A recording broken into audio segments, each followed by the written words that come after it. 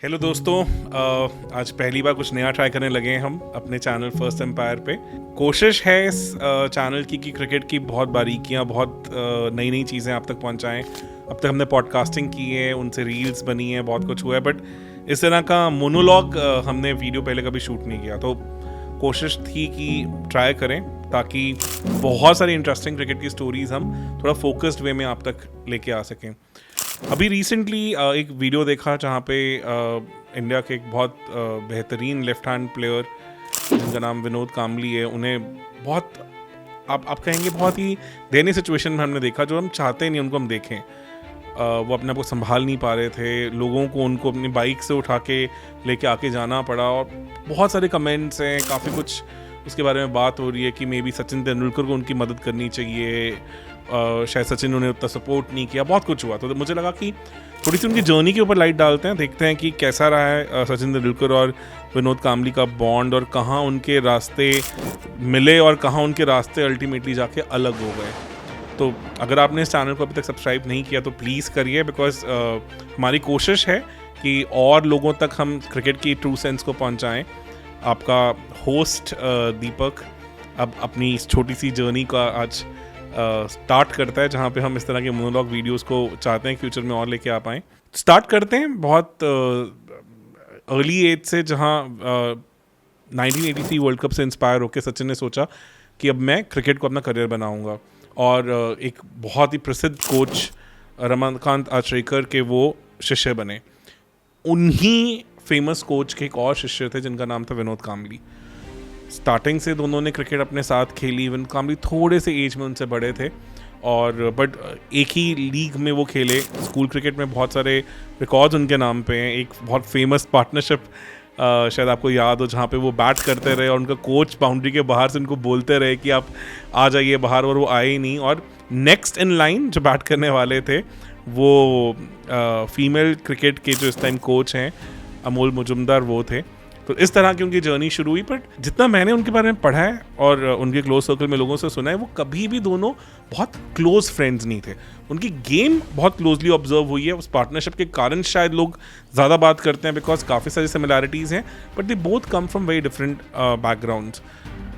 सचिन के जो पिताश्री थे वो एक पोएट थे, राइटर थे, तो स्टार्टिंग से उनका एक अलग तरीके का ग्रूमिंग था। इवन सचिन का जो नाम है वो बहुत ही फेमस म्यूजिशियन हैं जो सचिन बर्मन, उनके नाम पे पड़ा। तो आप समझ सकते हैं कि किस तरह का उनका ब्रॉटअप था। शरारती थे बहुत ज़्यादा। उनके बड़े भाई अजीत ऑलरेडी क्रिकेट से जुड़े हुए थे, तो इसलिए अलग तरह से उनका ग्रूमिंग था। ऑन द कॉन्ट्री जो विनोद काम्बली थे वो काफ़ी हम्बल बैकग्राउंड से आते थे, तो काफ़ी सारी चीज़ें थी जहाँ वो थोड़े फ्लैशी भी थे डे वन से, और शायद वही एक फ्लैशीनेस थी जो उनको कहीं ना कहीं अलग भी बनाती थी। जूनियर क्रिकेट में बहुत लोग कहते हैं कि शायद विनोद काम्बली सचिन से आगे थे, बट जितना उनके रिकॉर्ड्स के बारे में बात की जाती है, जितना स्कूल क्रिकेट के टूर्नामेंट्स की बात की जाती है, तो सचिन ज़्यादा कंसिस्टेंट थे। ऐसी बहुत सारी रील्स भी हैं, बहुत सारा कंटेंट भी, जहाँ देखा जाता है कि जब सचिन एक बार 0 पे आउट हो गए थे तो वो एक पूरे मुंबई क्रिकेट सर्कल्स में काफ़ी बड़ी तहलका लेके आने वाली न्यूज़ थी, इवन जब वो स्कूल क्रिकेट खेल रहे थे। तो 14 की एज में सचिन आए, उन्होंने अपना डोमेस्टिक डेब्यू किया, और 14-15 की उम्र में ही उन्होंने तीनों जो मेजर टूर्नामेंट्स हैं, रणजी, दिलीप ट्रॉफी और ईरानी ट्रॉफी, तीनों में उन्होंने डेब्यू मैच में 100 किया। तो इसीलिए 15 साल की उम्र में ही उनको वेस्ट इंडीज़ टूर के लिए सेलेक्ट किया जाने वाला था, बट तब लोगों को लगा शायद वो थोड़े अभी उतने उस हिसाब से पके नहीं है कि शायद वेस्ट इंडीज़ फास्ट बॉलर, जो उनका क्वार्टेट हमेशा से इतना फेमस रहा है, नो डाउट उस टाइम तक वो नहीं रहा था, पर जो अगले बॉलर्स थे वो भी उतने खतरनाक थे। आपके पास एम्ब्रोज थे, आपके पास मार्शल भी तब तक थे, पैटरसन थे, बहुत सारे बॉलर्स उनके। तो लगा कि उतनी गति के सामने शायद सचिन ना टिक पाएँ और कहीं वो डिमोरलाइज ना हो जाए, तो उनको स्टोर पे नहीं भेजा गया। तो उनका अल्टीमेट डेब्यू पाकिस्तान के अगेंस्ट हुआ, बट तब तक विनोद काम्बली कभी कंसिडरेशन सेट में नहीं आए थे। तो जब तक विनोद काम्बली का टेस्ट मैच डेब्यू हुआ, तब तक सचिन पूरा सेना कंट्रीज़ का एक दौरा कर चुके थे। वो पाकिस्तान के बाद न्यूजीलैंड गए, वहाँ उन्होंने बहुत अच्छे शानदार 80 रन स्कोर किए, जहाँ पे उनका कैच जॉन राइट ने लिया था, जो बाद में उनके कोच भी बने। फिर इंग्लैंड में उन्होंने बहुत फेमस 100 किया था 14 अगस्त के दिन, एक इंडिपेंडेंस डे का बेहतरीन गिफ्ट दिया था और टेस्ट मैच बचाया था। ऑस्ट्रेलिया में उनका लेजेंड बहुत बड़ा ग्रो हुआ, जहाँ पे उन्होंने फिर 200 स्कोर किए, और उसके बाद फिर साउथ अफ्रीका में भी जोहानिसबर्ग में उन्होंने एक 100 स्कोर किया, जिस मैच में अल्टीमेटली एक बहुत फेमस इंसिडेंट हुआ था कि जो हमारे बहुत फेमस एम्पायर है स्टीव बकनर, उन्होंने जॉन्टी रोड्स का रन आउट अपील को थर्ड एम्पायर को रेफर करने से मना कर दिया था। तो ये सब होने के बाद जब वो इंडिया आए तब उनका डेब्यू मैच था विनोद कांबली का, जहाँ पे सचिन ने अपना 5th 100 स्कोर किया था इंग्लैंड के अगेंस्ट। तो बट जब कांबली आए तो वो आए विद द बैंक, उन्होंने आते ही 2 डबल 100s मारी, एक जिम्बाब्वे के अगेंस्ट और एक इंग्लैंड के अगेंस्ट, और वो कंसेक्यूटिव मैचेस में मारी, और उनके स्टार्टिंग की एवरेज 100 के ऊपर की थी। तो आप सोचिए कि तेंदुलकर को ऑलमोस्ट एक डिकेड से ज़्यादा लगा टेस्ट मैचेस में डबल 100 स्कोर करने के लिए, और विनोद कांबली ने आते ही पहले 2 मैचेस में 2 डबल 100 स्कोर किए थे। तो एक अलग उनका ऑरा था, एकदम से उनके स्टॉक्स वर राइजिंग लाइक एनीथिंग। तो 92 में उनका जब डेब्यू हुआ से लेकर 94-95 तक वो कहीं ना कहीं विनोद कांबली और बड़े प्लेयर और ज़्यादा टॉक्ड अबाउट प्लेयर बनने लग गए थे। बट एक बहुत बड़ा कंसर्न था, वो था शॉर्ट बॉल। तो जब टेस्ट क्रिकेट में शॉर्ट बॉल के अगेंस्ट वो एक्सपोज हुए, तब एकदम से उनकी एवरेज गिरती 54.2 तक आ गई। तो जहां वो next big thing in Indian cricket माने जाते थे, शॉर्ट बॉल के आगे उनकी कहानी इतनी बुरी तरह फिसली कि वो वापस कभी नहीं आ पाए। और वहीं पे Sachin Tendulkar already SENA countries में अपना लोहा मनवा चुके थे, तो इसलिए उनका लेजेंड और ग्रो होने लगा, और उन्होंने अपनी और वीकनेसेस पे सब पे अच्छा काम भी किया। यहीं पे कहीं ना कहीं विनोद कांबली थोड़े से चूक गए। विनोद कांबली जब किसी ऑब्स्टिकल, जब किसी प्रॉब्लम में फंसे, तो उन्होंने अपने आप को इवॉल्व करने के लिए उतनी मेहनत नहीं की। क्रिकेट की चकाचौंध के साथ बहुत कुछ और भी आता है, बॉलीवुड आपके साथ जुड़ जाता है, ठीक है। उनको मूवीज़ ऑफर हुई, उन्होंने बहुत सारी मूवीज़ भी की, बॉलीवुड में की, साउथ में की, बहुत सारा कुछ किया, बहुत मल्टीपल बिजनेसेस में उन्होंने ट्राई किया, फिर पार्टीज़ करने का बहुत शौक था, बहुत सारी चीज़ें थी। तो वो शॉर्ट बॉल पे काम करना कहीं ना कहीं उनके पीछे रह गया।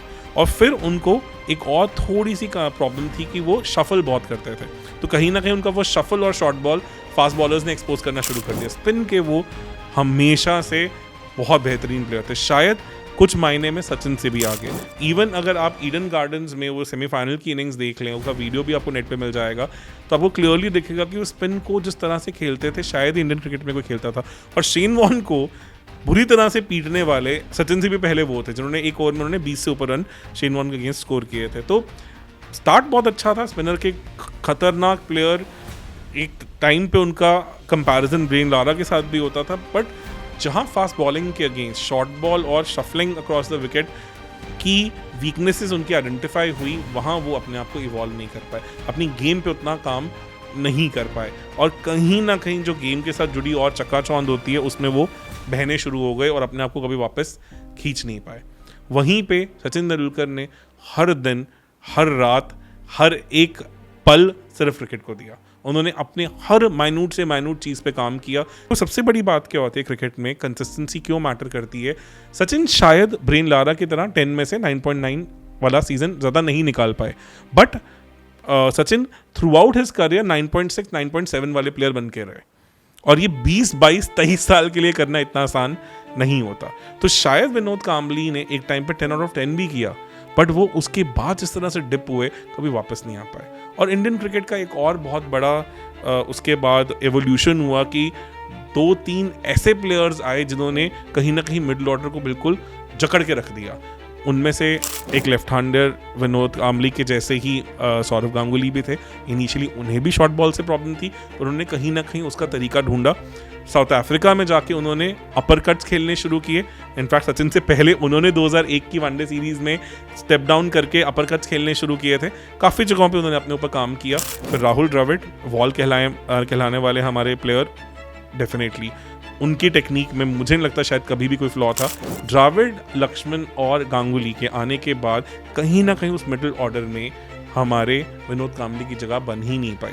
तो इवन जब अजहर और जडेजा फेज आउट हुए, हम कभी भी विनोद कांबली का कमबैक नहीं देख पाए। और फिर बाद में जब वीरेंद्र सहवाग भी उस टीम के साथ जुड़ गए तो स्कोप बिल्कुल खत्म हो गया। तो आप सोच सकते हैं कि वो ऐसा एरा था जिसमें अमोल मुजुमदार जैसे प्लेयर्स को भी कभी मौका नहीं मिला और बहुत सारे ऐसे दिग्गज रहे जो कभी उस टीम का हिस्सा ही नहीं बन पाए।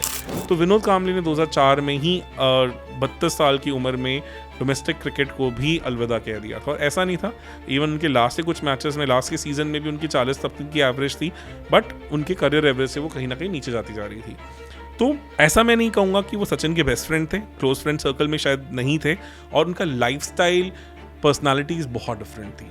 तो कभी भी मेरे हिसाब से वो सचिन के कोर सर्कल का पार्ट नहीं थे। नो डाउट उनकी क्रिकेटिंग जर्नी इस तरह थी कि उनको काफ़ी साथ में जोड़ के देखा जाता है, पर शायद कहानी कुछ और है। और उसके बाद होता क्या है, जब आपका एक दोस्त बहुत आगे निकल जाए तो कहीं ना कहीं वो उस दोस्त की सक्सेस आपके लिए भी एक रोड ब्लॉक, एक कांटा बनना शुरू हो जाती है।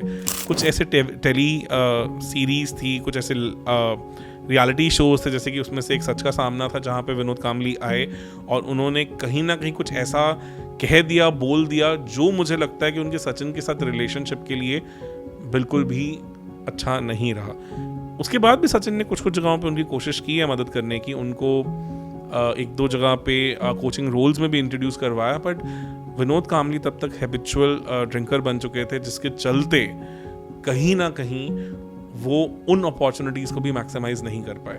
नो डाउट विनोद कांबली बहुत ब्रिलियंट प्लेयर हैं, बहुत ब्रिलियंट प्लेयर रहे हैं, बहुत क्रिकेट के बहुत अच्छे एस्टूट थिंकर हैं, बट उनकी जो अल्कोहल का प्रॉब्लम था, उसके कारण उनके जो एंगर इश्यूज आए, उनके चलते कहीं ना कहीं लोग उनसे थोड़ा सा टूटने शुरू हो गए और धीरे धीरे धीरे धीरे उनकी वो अपॉर्चुनिटीज़, उनके वो जो आसपास क्रिकेटिंग सर्कल में नाम था, वो दबना छुपना शुरू हो गया। और जो हमने अभी कुछ दिन पहले वीडियो देखा, शायद वो उसी सब चीज़ों का एक कह सकते हैं परिणाम है। और ऐसे में मेरे हिसाब से एक प्लेयर को ब्लेम करना किसी और प्लेयर के इस हालात को देख के शायद सही नहीं होगा। No doubt I am very sure Sachin जिस तरह के इंसान रहे हैं, वो कुछ ना कुछ डेफिनेटली कोशिश करेंगे अपने इस पुराने दोस्त की मदद करने के लिए, बट मुझे लगता है कि शायद विनोद कांबली को खुद भी अब इन सब चीज़ों से बाहर निकलना पड़ेगा। अभी भी कोशिश होगी कि शायद हम विनोद कांबली का कमबैक देख पाएँ।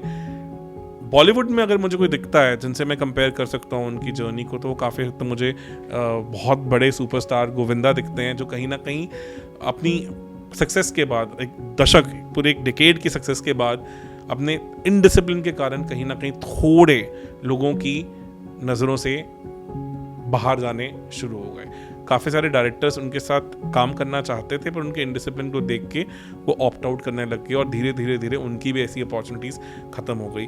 उनका भी मैं वेट कर रहा हूँ कि उनका वैसा कमबैक हो कि शायद वो भी अपने आप को सेकेंड वर्जन में इवॉल्व करें और जिस तरह से अमिताभ बच्चन ने अपने आप को रीपैकेज करके इंट्रोड्यूस किया, वैसे वो कर पाएँ। बट मुश्किल है, नो डाउट। एक एज के बाद, एक पर्टिकुलर माइंडसेट में जाने के बाद इन सब चीज़ों से बाहर निकलना मुश्किल होता है। बट इतने दिग्गज गेंदबाजों की ऐसी धज्जियां उड़ाने वाले प्लेयर्स अगर इस हालत में दिखे तो अच्छा नहीं लगता है। तो मुझे लगता है अभी समय है, अभी शायद लाइफ इनको एक और मौका देंगे और शायद 4-5 साल के बाद हम देखें कि विनोद कांबली कहीं ना कहीं इंडियन क्रिकेट में फिर से एक इम्पॉर्टेंट रोल प्ले कर रहे होंगे। काफ़ी सारी उम्मीदें हैं कि हम सबका उन्हें प्यार मिलेगा, सपोर्ट मिलेगा और वो अपने फैंस को फिर से कहीं ना कहीं खुश देखने के लिए अपना ये एक पूरा ओवरऑलिंग करके हमें दिखाएंगे। तो दोस्तों, ये हमारी पहली कोशिश थी जहाँ पे हमने एक शॉर्ट वीडियो ट्राई किया है। कोशिश रहेगी कि और सारे इंटरेस्टिंग किस्से, मैचेस, इंसिडेंट्स को हम इसी फॉर्मेट में लेके आएँ और आप लोगों के साथ शेयर करें। तब के लिए प्लीज़ हमारे चैनल को सब्सक्राइब करना ना भूलें और कोशिश करें इसे ज़्यादा से ज़्यादा शेयर करें ताकि हम भी थोड़ा मोटिवेशन मिले, थोड़ा लगे कि हाँ, जो हम एफर्ट डाल रहे हैं, रात के 10-11 बजे बैठ के यहाँ पे शूट कर रहे हैं, उसका कहीं ना कहीं कुछ आउटकम निकल के आ रहा है। और कोशिश होगी कि अगली बार थोड़ी और हम इसे इम्प्रूव करें।